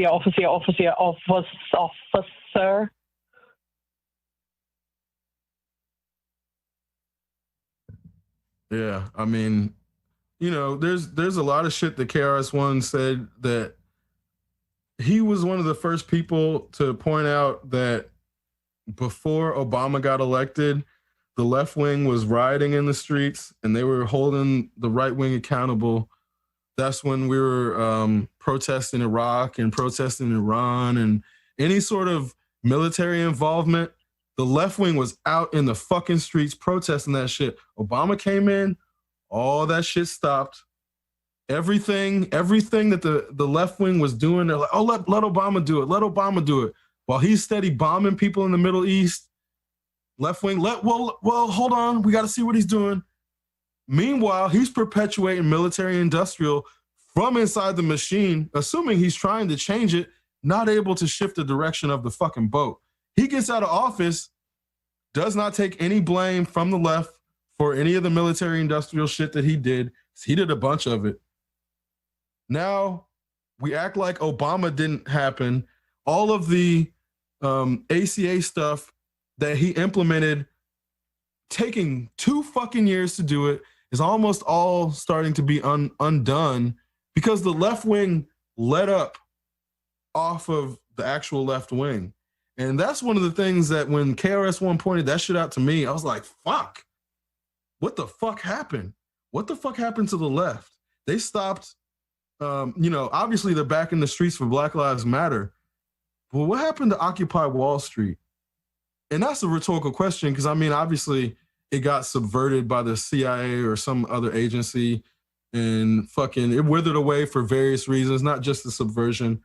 But the left wing has a major problem organizing right now and being effective in a way that I don't know if people on the left are willing to acknowledge without blaming the right wing, because then it's like, we can't even talk about this shit without somebody, well, what about Trump? Like, no, I'm talking about all the shit the left needs to address within itself. Like the fact that they're putting up Joe Biden, who's being fucking accused of sexual assault, who's also over 70. He's like quantitatively not much different than the person he's running against. And we have this coming from the left wing in 2020. So that's where I'm saying, I don't know if we can shift that boat when the left is like trying to paddle in a similar direction as the right. And are we like, what, when you're talking about, because this is like one of the things that kills me too, is like, we have multiple people who ran for for election as the Democratic candidate who converted from being Republicans. How the fuck am I supposed to trust those people? I don't trust Tulsi Gabbard. Fuck no, I don't trust Tulsi Gabbard. Hell no. Pete Buttigieg? Hell no. Fucking G.I. Joe, I don't trust G.I. Joe. Just because he's gay? No. Well, you have to look at, in that respect, you have to look at their voting history, not their title. Right. As if gay people can't believe in military industrial complex. And that's what kills me. There's all these assumptions about like people that America makes that then they're like, oh, here's this gay white guy who is a veteran. He's a Democrat, guys. And it's like, look at his voting record. Look at the shit he did to black people in his own his district when he was mayor or whatever. This guy is not South Bend. any stretch of the imagination. He's a Democrat in name only.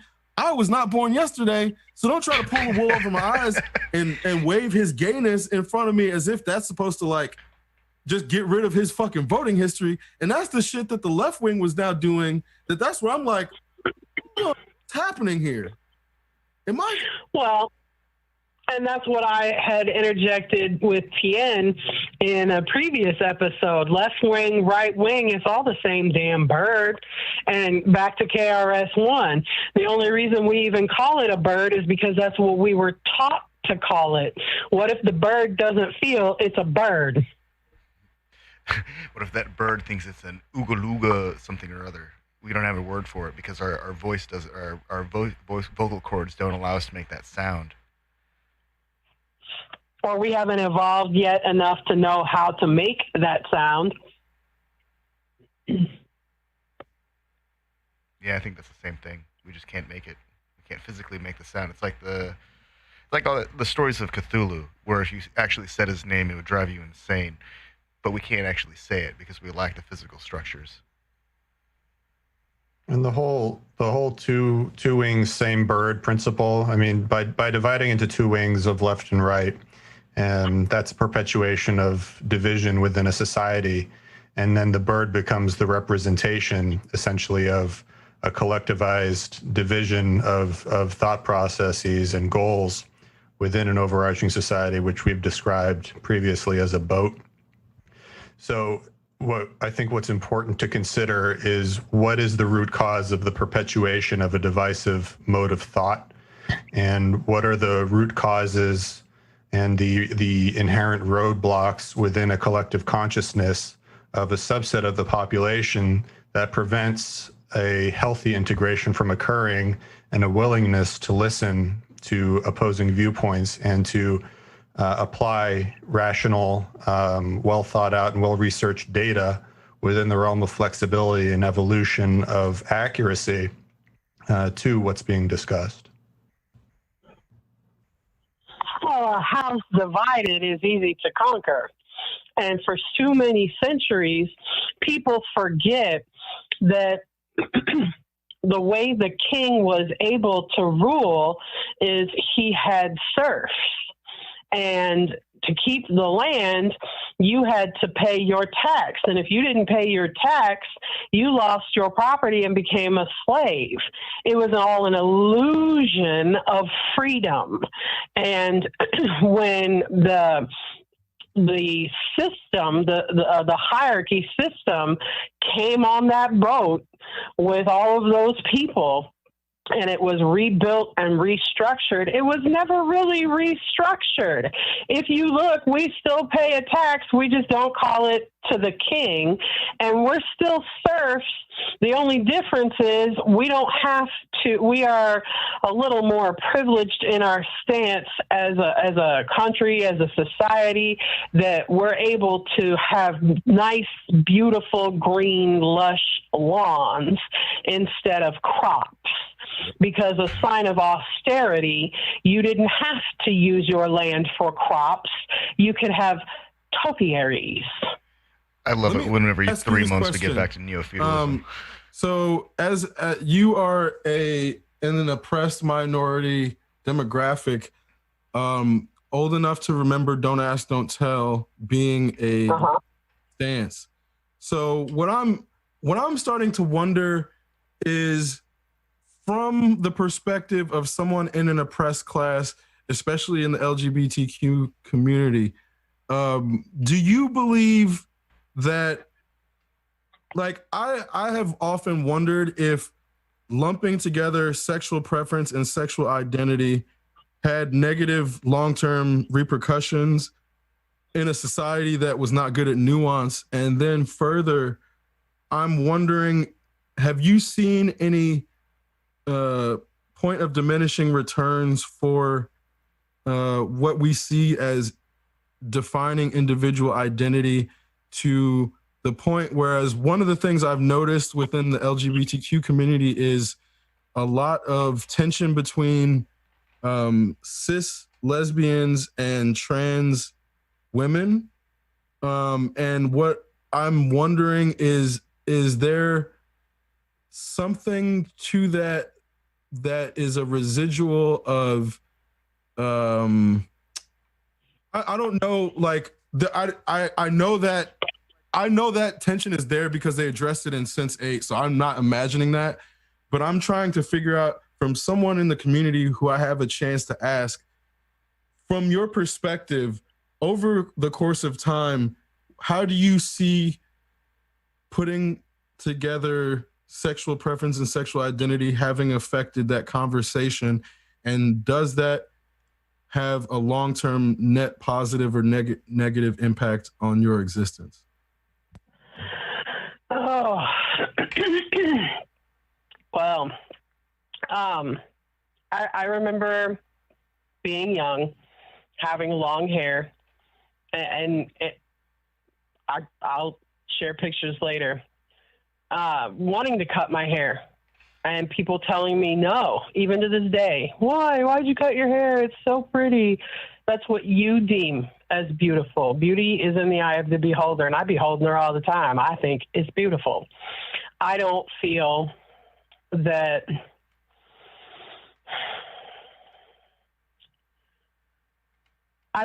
we've come as far as I would like us to have come.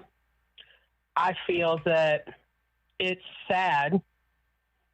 I have literally sat and cried watching the news and being involved and active in the community that we've had to fight to be a protected class of citizen under equal opportunity employment. I've worked for employers pre-LGBTQ equality that it wasn't even a question. It was just, here, have benefits for your significant other. Marriage wasn't even in the equation at that point. And these companies, like, I have no problem.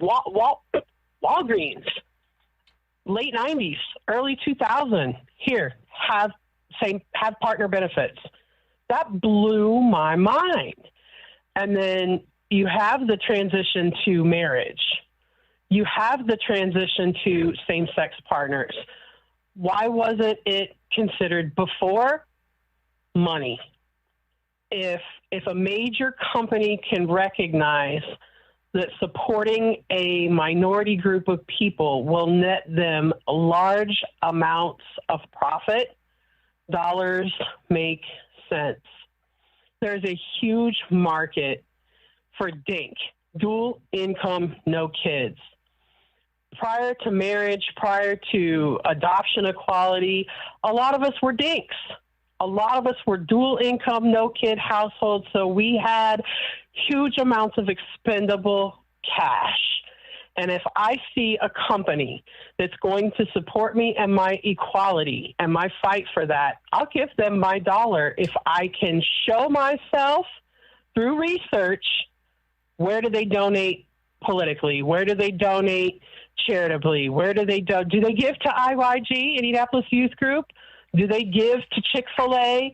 Do they give to what is their stance on healthcare? How do they treat their employees? If I come to you as an employee and I say, I feel like this boss is squashing my potential within the company because I'm a woman, and you don't handle that, that tells me you don't really value what you're saying you value. And I'll move on to another employer. Respectively, it's crazy that somebody would take the cisgender or the transgender or anybody that wants to identify as something else and compare that to, well, I want to be a dog. I want to be an alien. That's not what we're asking. That's not what we're saying. People, I feel like, lose sight of what it is that LGBTQ or whatever portion of the alphabet you care to identify with it's an evolution. It's an evolution of self, which leads to an evolution of society. It leads to evolution of economy. It touches all aspects of this realm that we are in currently. And I don't think when people are pigeonholing concepts, ideas, people, that they are looking at a bigger totality of the picture. I've been called sir all my life. I've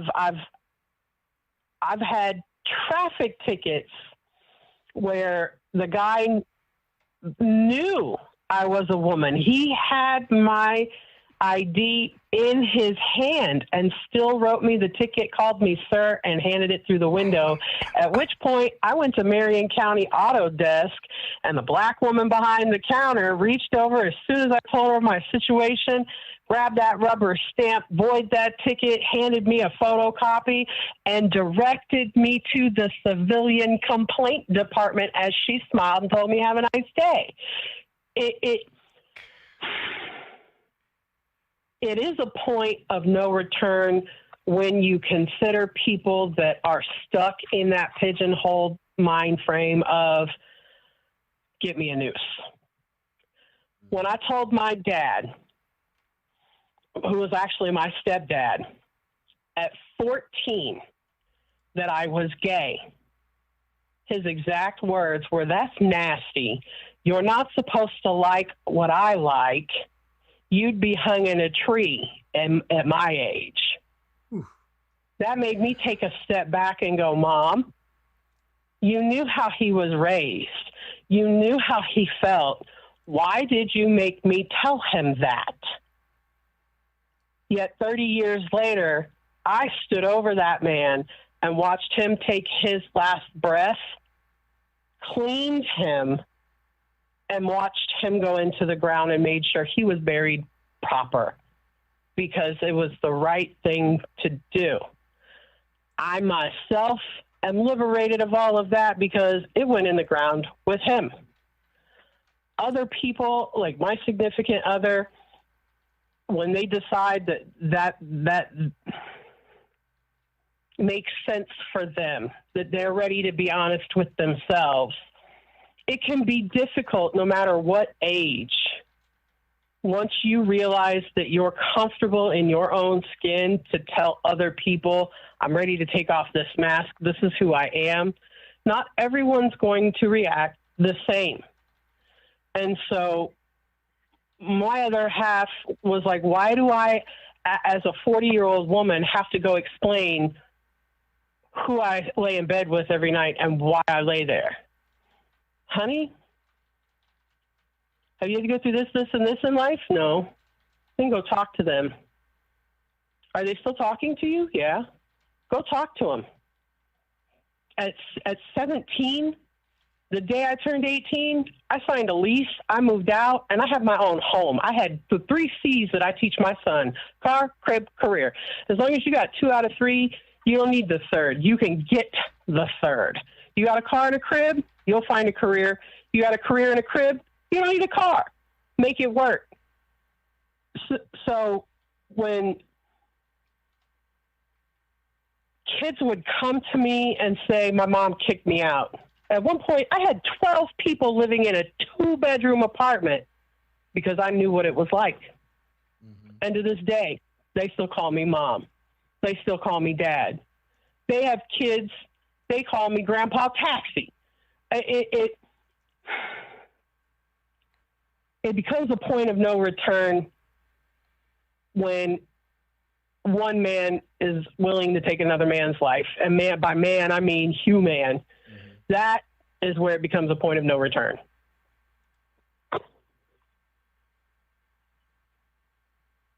Yeah, I think that, that's like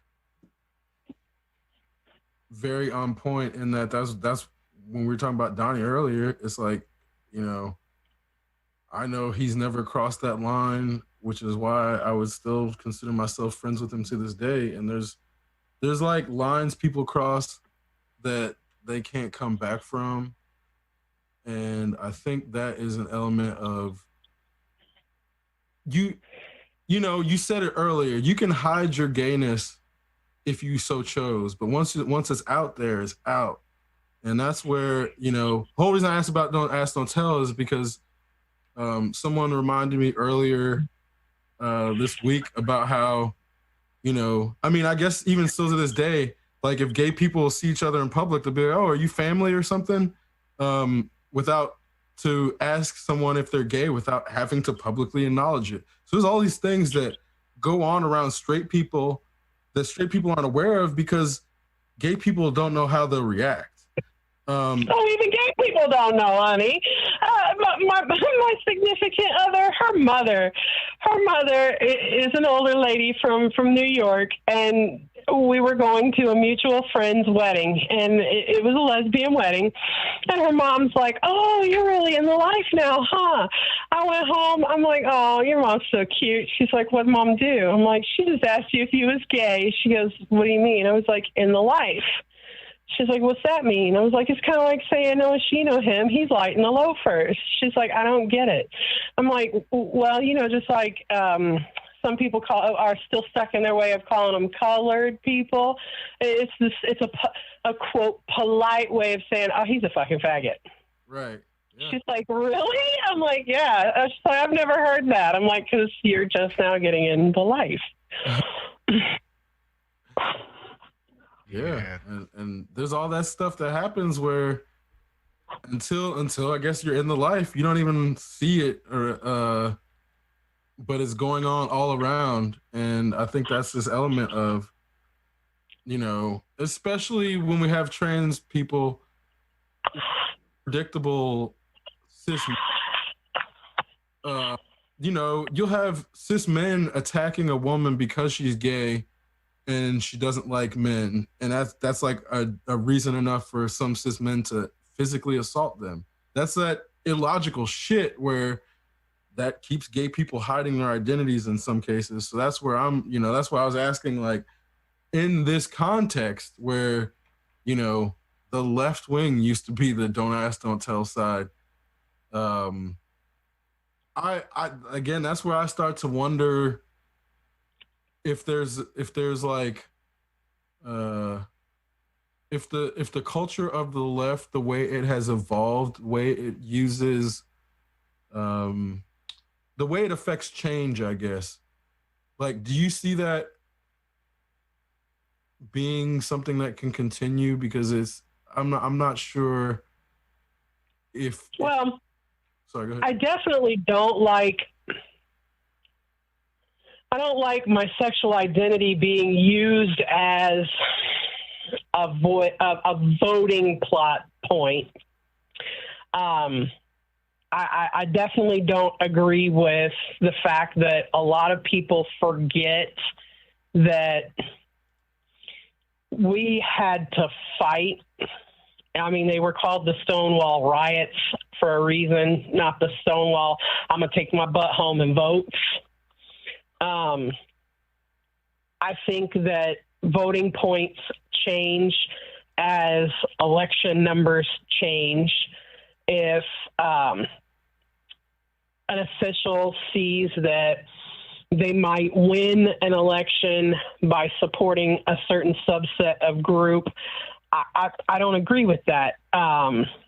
A lot of folks forget that Mitch McConnell was real big on the RAVE Act, reducing Americans' vulnerability to ecstasy, which was a subpoint to a date rape bill.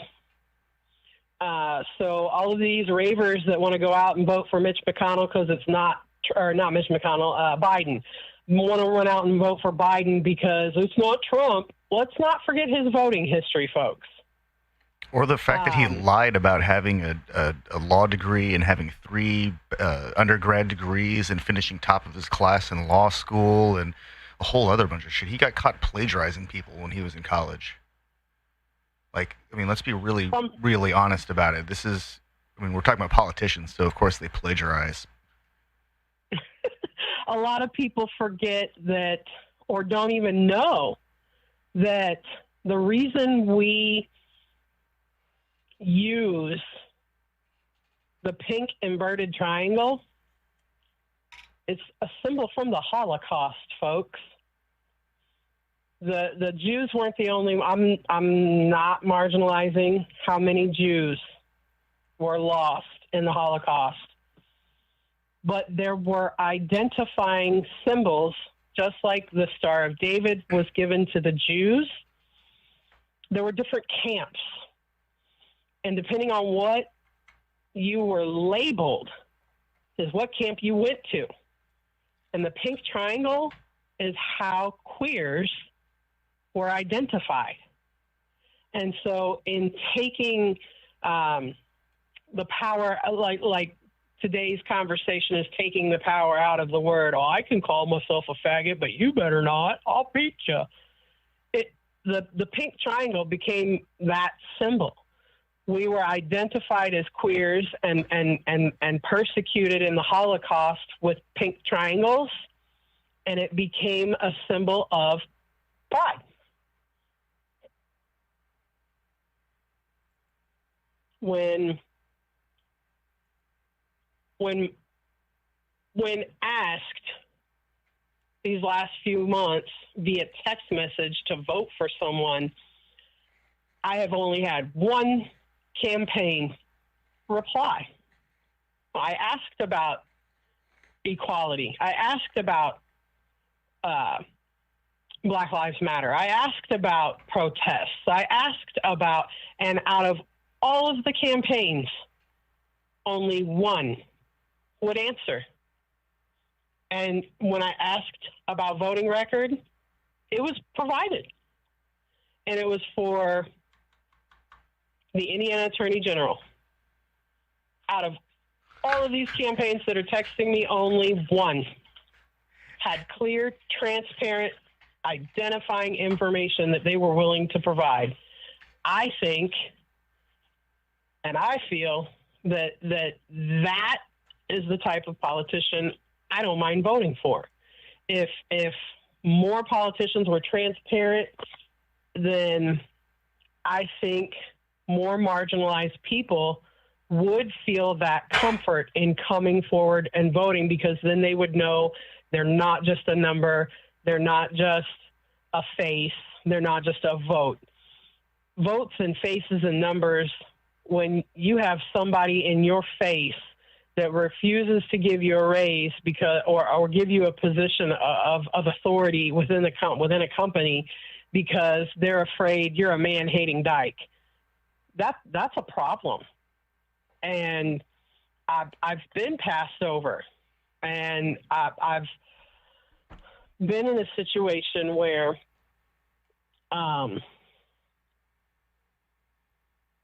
men have been disgusted and walked away, or wanted to beat me. Like you say, you want to act like a man, I'm going to treat you like a man. I'm going to beat you like a man. Okay. And stood my own. I don't throw fists. I pull triggers. Go ahead.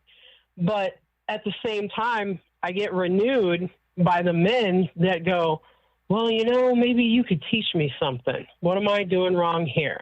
How can I understand my wife better? What can I do? That is what keeps me open. That's what keeps me honest. That's what keeps me saying, well, maybe there is hope.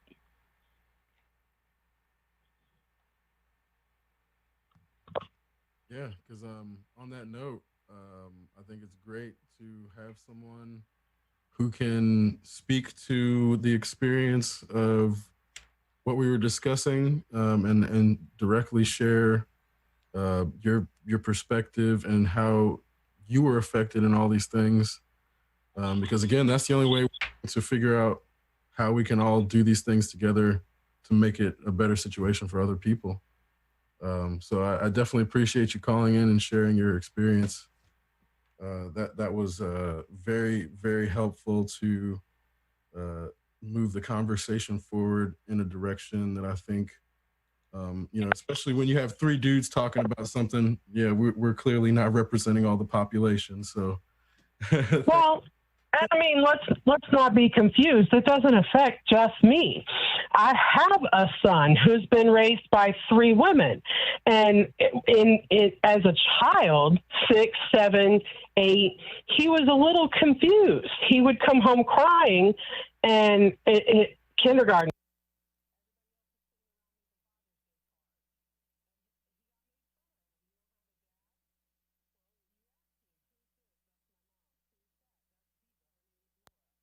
Exceptional Radio.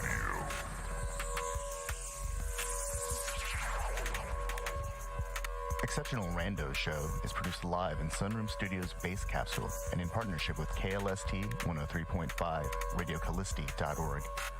Remember to catch our Exceptional Randos live stream on YouTube every Sunday between 2 and 4 p.m. Eastern Standard Time.